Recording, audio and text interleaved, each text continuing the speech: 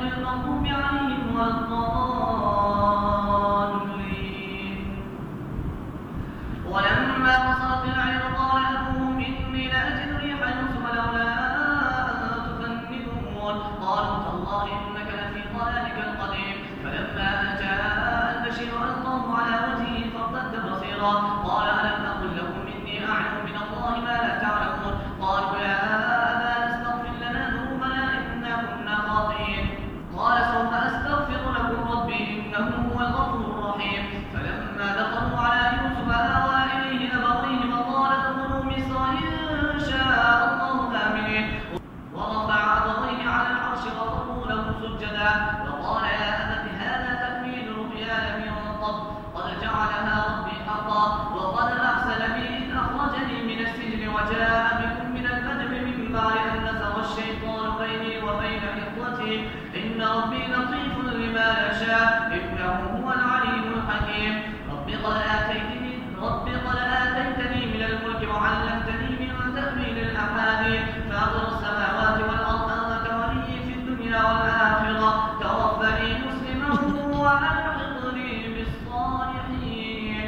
ذلك من أنباء الغيب نوحيه إليك وما كنت لديهم إذ أجمعوا أمرهم وهم يمكرون وما أكثر الناس ولو حرصت بمؤمنين وما تسألهم عليه من أجر إن هو إلا ذكر للعالمين.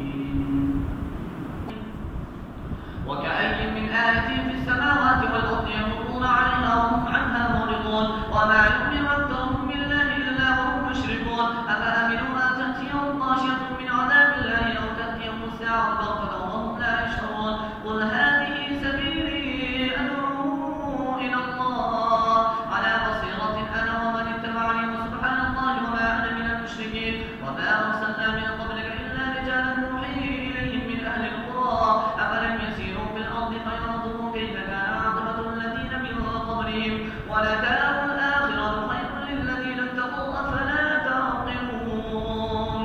حتى إذا استيأس الرسل وظنوا أنهم قد كذبوا جاءهم نصرنا فنجي من نشاء ولا يرد بأسنا عن القوم المجرمين. لقد كان في قصصهم عبرة لأولي الألباب ما كان حديثا يفترى ولكن تصديق الذي بين يديه وتفصيل كل شيء وهدى ورحمة لقوم يؤمنون. الله أكبر الله أكبر.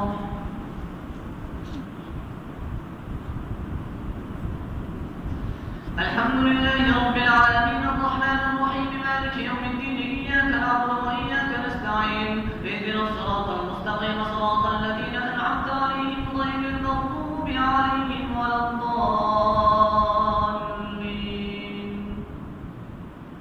ألف لام ميم را تلك آيات الكتاب والذي أنزل إليك من ربك الحق ولكن أكثر الناس لا يؤمنون. الله الذي رفع السماوات بغير عمل ترونها ثم استوى على العرش وسخر الشمس والقمر كل يجري لأجل مسمى يدبر الأمر ويفصل الآيات لعلكم بلقاء ربكم توقنون. وهو الذي مد الأرض وجعل فيها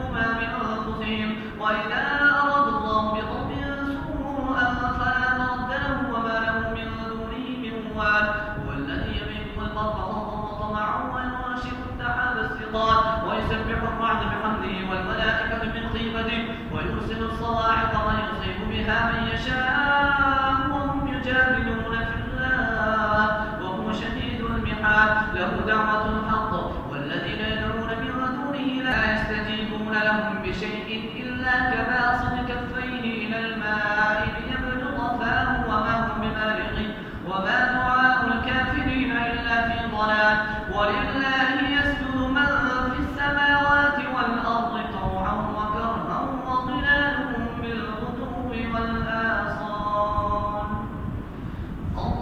الله أكبر قل من رب السماوات والأرض لله كتب على نفسه قل الرحمة أفاتخذتم من دونه أولياء قل أفاتخذتم من دونه أولياء لا يملكون لأنفسهم نفعا ولا ضرا قل هل يستوي الأعمى والبصير أم هل تستوي الظلمات والنور أم جعلوا لله شركاء خلقه كخلقه فتشابه الخلق عليهم قل الله خالق كل شيء أم جعلوا شركاء خلقوا كخلقه فتشابه الخلق عليهم قل الله خالق كل شيء وهو الواحد القهار